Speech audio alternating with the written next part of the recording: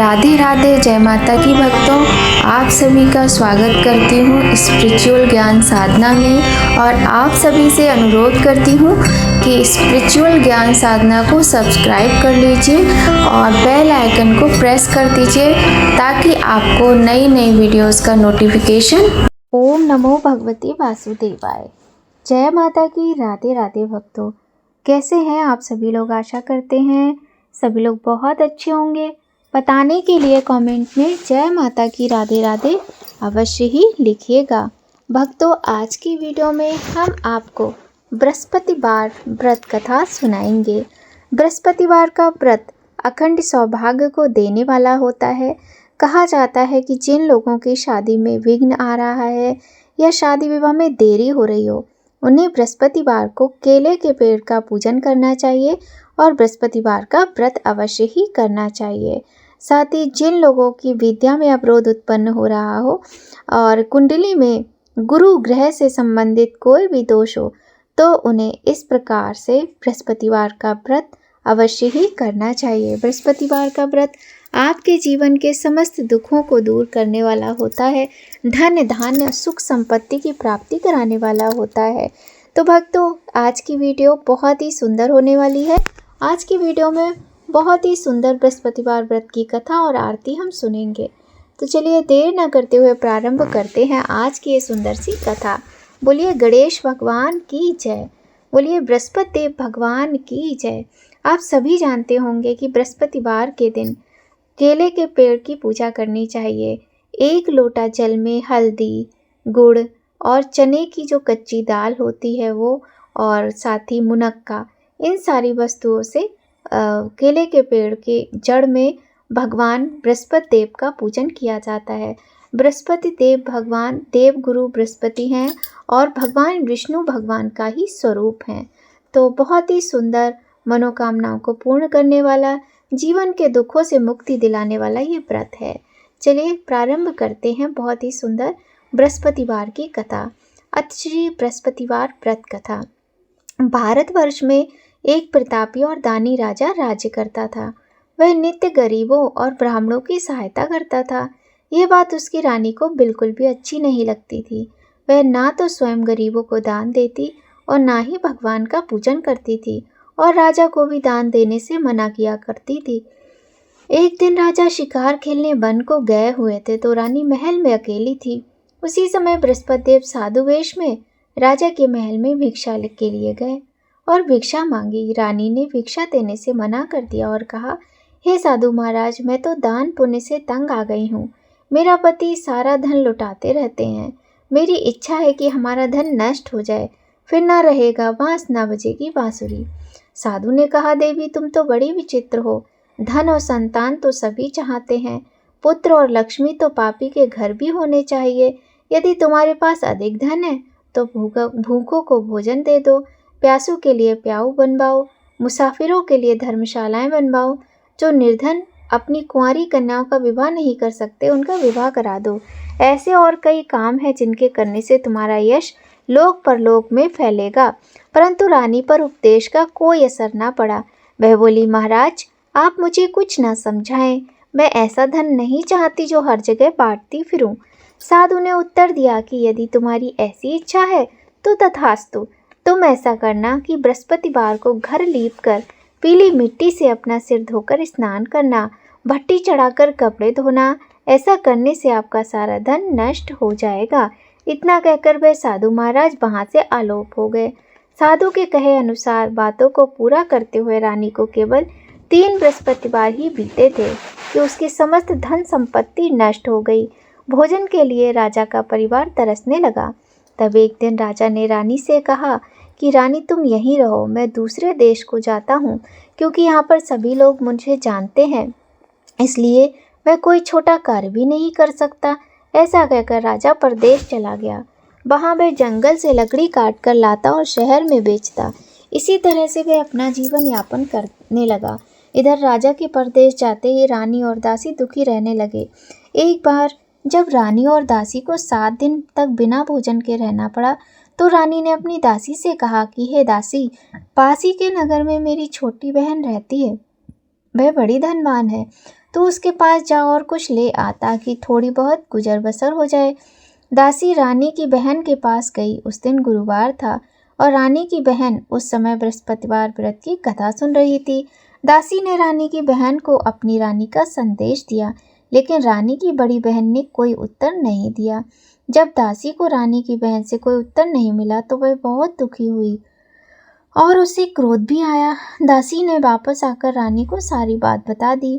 सुनकर रानी ने अपने भाग्य को कोसा और कहा कि कोई बात नहीं, जो सुख और दुख अपने और पराये का पता तो मनुष्य को वैसे भी विपत्ति के दिनों में ही चलता है।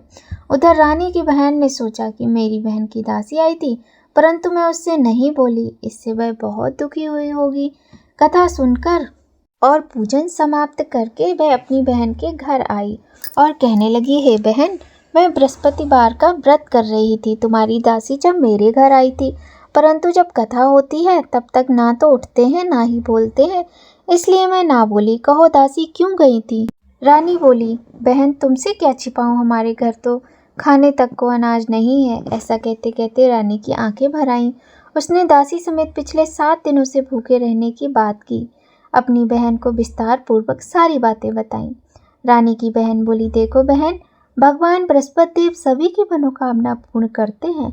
देखो शायद तुम्हारे घर में अनाज रखा हो। पहले तो रानी को विश्वास नहीं हुआ, पर बहन के आग्रह पर उसने अपनी दासी को अंदर भेजा तो उसे सचमुच अनाज से भरा एक घड़ा मिल गया। ये देखकर दासी को बड़ी हैरानी हुई।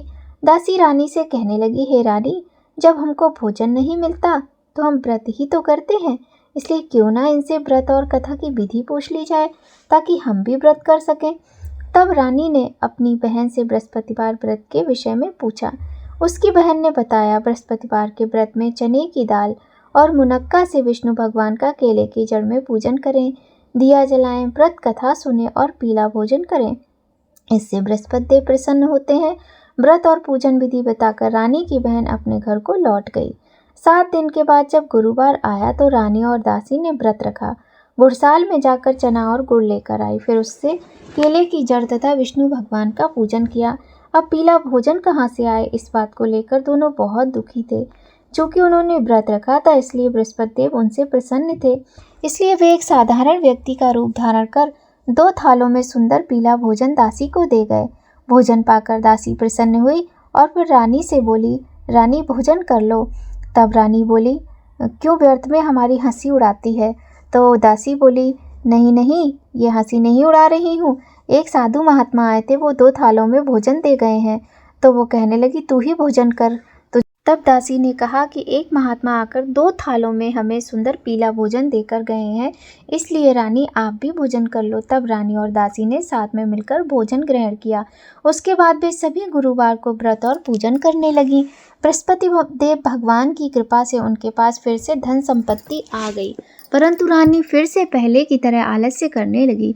तब दासी बोली, देखो रानी, तुम पहले भी इसी प्रकार आलस्य करती थी, तुम्हें धन रखने में कष्ट होता था, इस कारण सभी धन नष्ट हो गया, और अब जब भगवान बृहस्पति देव की कृपा से धन मिला है तो तुम्हें फिर से आलस्य होता है। रानी को समझाते हुए दासी कहती है कि बड़ी मुसीबतों के बाद हमने ये धन पाया है, इसलिए हमें दान पुण्य करना चाहिए, भूखे मनुष्यों को भोजन कराना चाहिए और धन को शुभ कार्यों में खर्च करना चाहिए, जिससे तुम्हारे कुल का यश बढ़ेगा, स्वर्ग की प्राप्ति होगी और पितृ प्रसन्न होंगे। दासी की बात मानकर रानी अपना धन शुभ कार्यों में खर्च करने लगी, जिससे पूरे नगर में उसका यश फैलने लगा।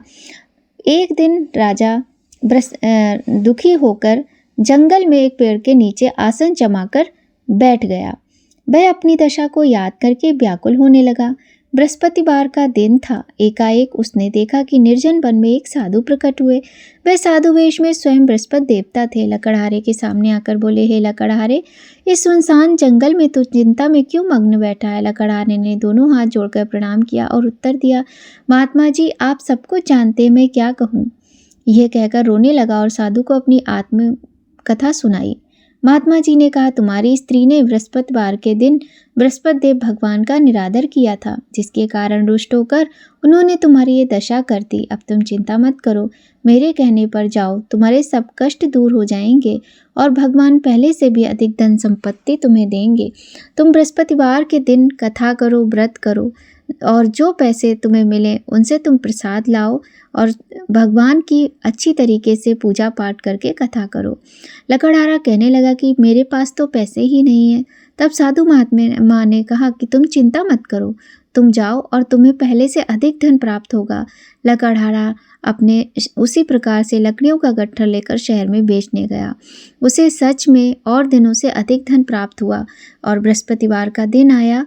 उसने गुड़ और चना खरीदा और मुनक्का खरीदा और भगवान की बृहस्पति देव भगवान की पूजा की कथा की।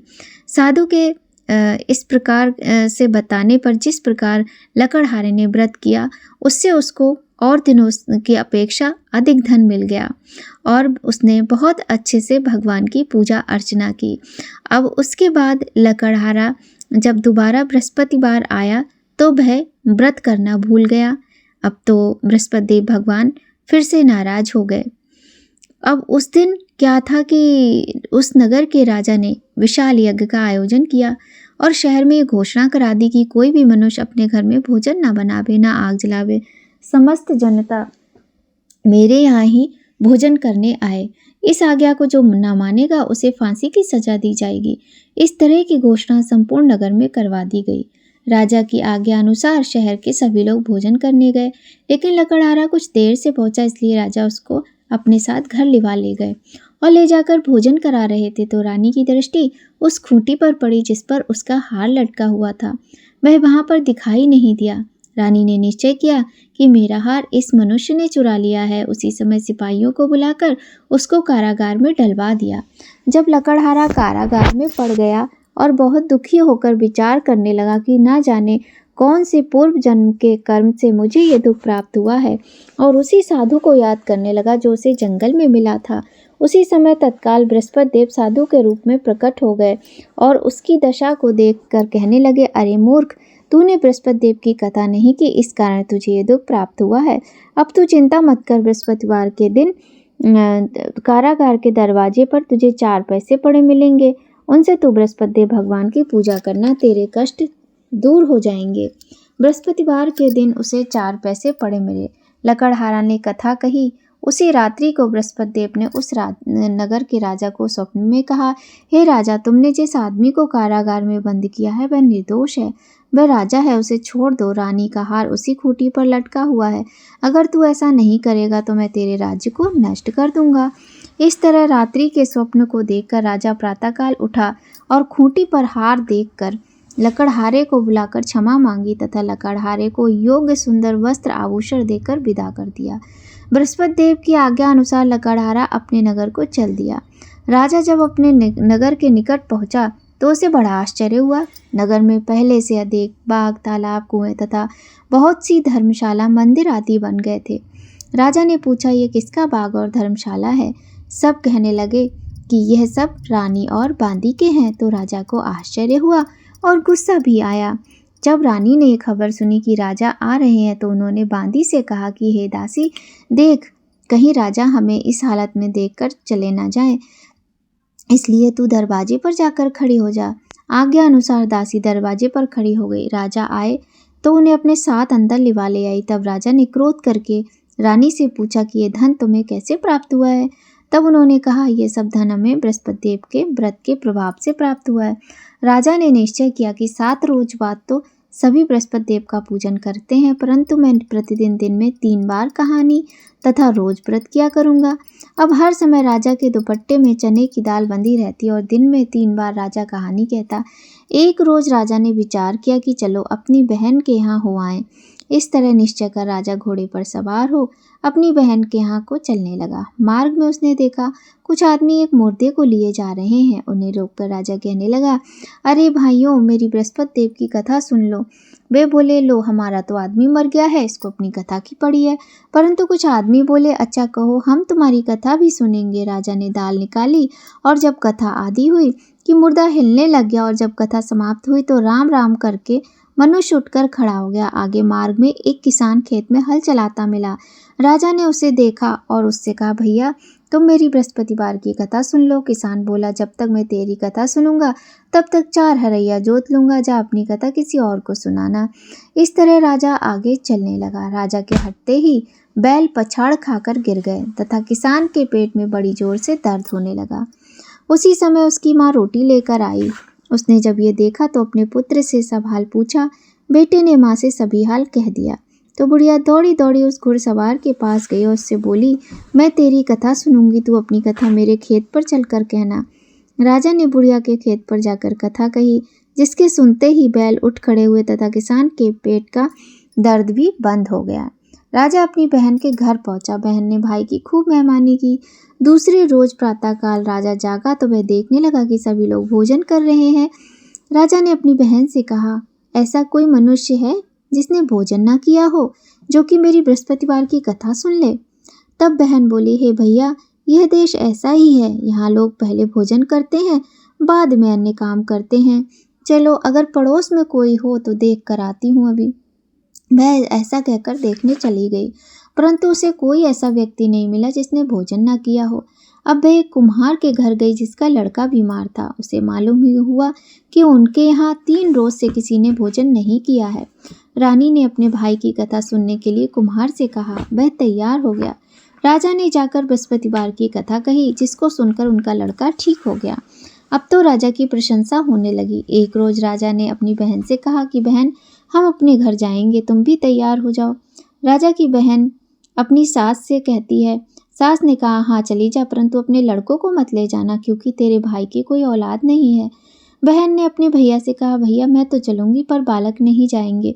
राजा बोला, जब कोई बालक नहीं जाएगा तब तुम क्या करोगी। बड़े दुखी मन से राजा अपने नगर को लौट आया। राजा ने अपनी रानी से कहा, हम निर्वंशी हैं, हमारा मुंह देखने का धर्म नहीं है और कुछ भोजन आदि नहीं किया। रानी बोली, हे प्रभु, बृहस्पति देव ने हमें सब कुछ दिया, वह हमें औलाद अवश्य देंगे। उसी रात को बृहस्पति देव ने राजा को स्वप्न दिया कि हे राजा, उठ, सभी सोच त्याग दे, तेरी रानी गर्भ से है। राजा को यह बात सुनकर बड़ी प्रसन्नता हुई। 9वें महीने में उसके गर्भ से अब एक सुंदर पुत्र पैदा हुआ। तब राजा बोला, हे रानी, स्त्री बिना भोजन के रह सकती है पर बिना कहे नहीं रह सकती। जब मेरी बहन आए तो तुम उससे कुछ न कहना। रानी ने सुनकर हाँ कर दिया। जब राजा की बहन ने शुभ समाचार सुना तो वह बहुत खुश हुई और बधाई लेकर अपने भाई के यहाँ आई। तभी रानी ने कहा, घोड़ा चढ़कर तो आई नहीं, गधा चढ़ी आई। राजा की बहन बोली, भाभी, मैं इस प्रकार न कहती तो तुम्हें औलाद कैसे मिलती। भगवान बृहस्पति देव ऐसे ही हैं, जैसी जिनके मन में कामनाएं हैं सभी को पूर्ण करते हैं। जो सद्भावना पूर्वक बृहस्पतिवार का व्रत करता है एवं कथा पढ़ता अथवा सुनता है, दूसरों को सुनाता है, बृहस्पति देव उसकी समस्त मनोकामनाओं को पूर्ण करते हैं। बोलिए बृहस्पति देव भगवान की जय। भगवान बृहस्पति देव सदैव रक्षा करते हैं। संसार में जो मनुष्य सद्भावना से भगवान का पूजन व्रत सच्चे हृदय से करता है, उसकी समस्त मनोकामनाएं पूर्ण करते हैं। जैसी सच्ची भावना से रानी और राजा ने उनकी कथा का गुणगान किया तो उनकी सभी इच्छाएं बृहस्पति देव जी ने पूर्ण की थी। इसीलिए पूर्ण कथा सुनने के बाद प्रसाद लेकर जाना चाहिए। हृदय से उनका मनन करते हुए जयकारा बोलना चाहिए। बोलो बृहस्पति देव भगवान की जय। एक और कथा है बृहस्पति देव भगवान की, वो भी सुन लीजिए। प्राचीन काल में एक ब्राह्मण रहता था। वह बहुत निर्धन था। उसके कोई संतान नहीं थी। उसकी स्त्री बहुत मलिनता के साथ रहती थी। ना तो वह स्नान करती थी और ना ही किसी देवता की पूजा करती थी। ब्राह्मण देव बहुत ही परेशान रहते थे, किंतु कुछ कर नहीं पाते थे। भगवान की कृपा से ब्राह्मण की स्त्री के कुछ दिनों बाद कन्या रूपी रत्न पैदा हुआ। कन्या बड़ी होने पर प्रातःकाल स्नान करके विष्णु भगवान का जाप और बृहस्पतिवार का व्रत करने लगी। अपने पूजन से पाठ से वह विद्यालय जाती तो अपनी मुट्ठी में जौ भर के ले जाती, जो कि सोने के थे, और पाठशाला के मार्ग में डालती जाती। जब ये जौ स्वर्ण के हो जाते थे तो फिर से उनको बीन कर ले आती थी। एक दिन वह बालिका सूप में उस सोने के जौ को फटक कर साफ कर रही थी कि उसके पिता ने देख लिया और कहा, बेटी, सोने के जौ के लिए सोने का सूप भी तो होना चाहिए। दूसरे दिन बृहस्पतिवार था। इस कन्या ने व्रत रखा। और बृहस्पति देव से प्रार्थना करके कहा, मैंने आपकी पूजा यदि सच्चे मन से की है तो मुझे सोने का सूप दे दो भगवान। बृहस्पति देव ने उसकी प्रार्थना स्वीकार कर ली। रोजाना की तरह वह कन्या जौ फैलाती हुई जाने लगी। जब लौटकर जौ बीन रही थी तो बृहस्पति देव की कृपा से उसे सोने का सूप मिला। उसे वह घर ले आई और उसमें जौ साफ करने लगी, परंतु उसकी माँ का वही ढंग रहा। एक दिन की बात है कि वह कन्या सोने के सूप में जौ साफ कर रही थी। उस समय शहर का राजपुत्र वहां से होकर निकला। इस कन्या के रूप और कार्य को देखकर मोहित हो गया तथा अपने घर आकर भोजन तथा जल त्याग कर उदास होकर लेट गया। राजा को इस बात का पता लगा तो अपने प्रधानमंत्री के साथ उसके पास गया और बोले, हे बेटा, तुम्हें किस बात का कष्ट है? किसी ने अपमान किया है या जो भी कारण हो सो कहो, मैं वही करूँगा जिससे तुम प्रसन्न रहो।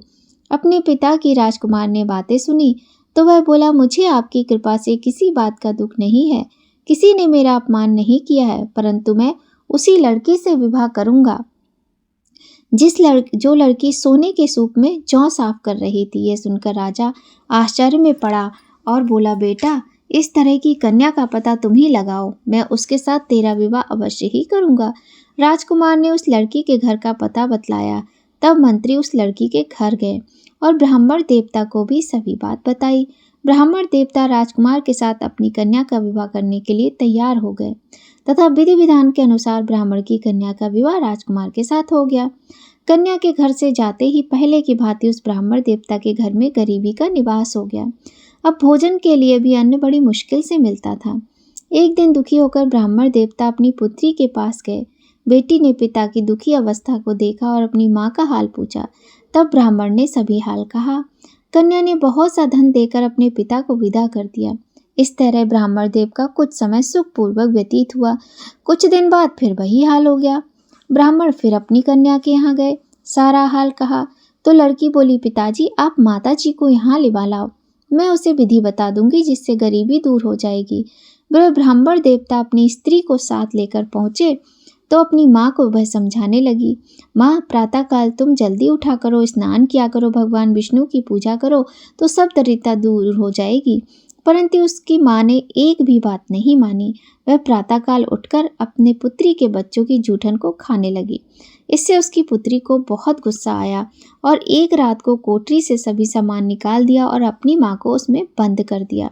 प्रातःकाल उसे निकाला तथा स्नान आदि करा के पाठ करवाया तो उसकी माँ की बुद्धि ठीक हो गई और वह फिर प्रत्येक बृहस्पतिवार को व्रत रखने लगी। इस व्रत के प्रभाव से उसके माँ बाप बहुत धनवान और पुत्रवान हो गए और बृहस्पति देव के प्रभाव से इस लोक के सुख भोग कर स्वर्ग को प्राप्त हुए। बोलिए प्रबृहस्पति देव भगवान की जय। बोलिए विष्णु भगवान की जय। बोलिए लक्ष्मी नारायण भगवान की जय। तो भक्तों, बृहस्पतिवार की यह थी बहुत ही सुंदर कथाएं। आपको कैसी लगी? अगर थोड़ी भी अच्छी लगे तो लाइक ज़रूर कीजिएगा। अब हम सभी लोग मिलकर कर लेते हैं बृहस्पति देव भगवान की आरती। बोलिए बृहस्पति देव भगवान की जय। ओम जय बृहस्पति देवा, स्वामी जय बृहस्पति देवा, छिन छिन भोग लगाऊं, कदली फल मेवा। ओम जय बृहस्पति देवा, तुम पूर्ण परमात्मा, तुम अंतर्यामी, स्वामी तुम अंतर्यामी, जगत पिता जगदीश्वर, तुम सबके स्वामी। ओम जय बृहस्पति देवा, चरणामृत निज निर्मल, सब पातक हरता, स्वामी सब पातक हरता, सकल मनोरथ दायक, कृपा करो भरता। ओम जय बृहस्पति देवा, तन मन धन अर्पण कर, जो जन शरण पड़े, स्वामी जो जन शरण पड़े, प्रभु प्रकट तब होकर, आकर द्वार खड़े।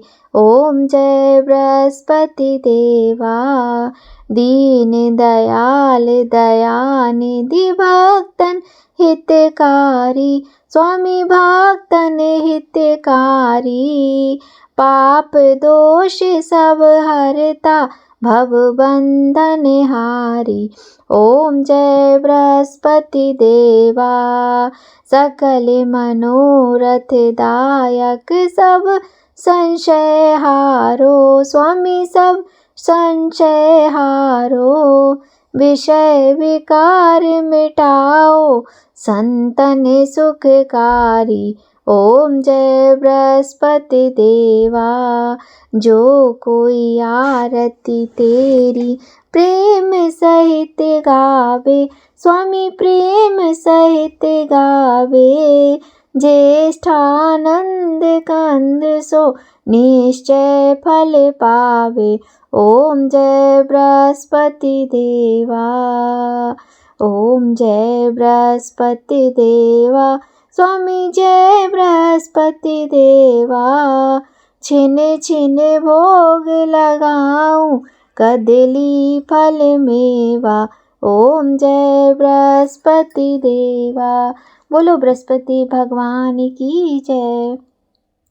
तो भक्तों आज की वीडियो में बस इतना ही। आज की वीडियो आपको कैसी लगी कमेंट करके ज़रूर बताइएगा। अगर आपको थोड़ी भी वीडियो हेल्पफुल हो तो वीडियो को लाइक करें और यदि चैनल पर पहली बार आए हैं तो चैनल को सब्सक्राइब करें, बेल आइकन को प्रेस कर दें ताकि आपको महत्वपूर्ण वीडियोस का नोटिफिकेशन समय पर मिलता रहे। भक्तों भगवान बृहस्पति देव की कृपा आप पर सदा बनी रहे। जय माता की भक्तों। राधे राधे।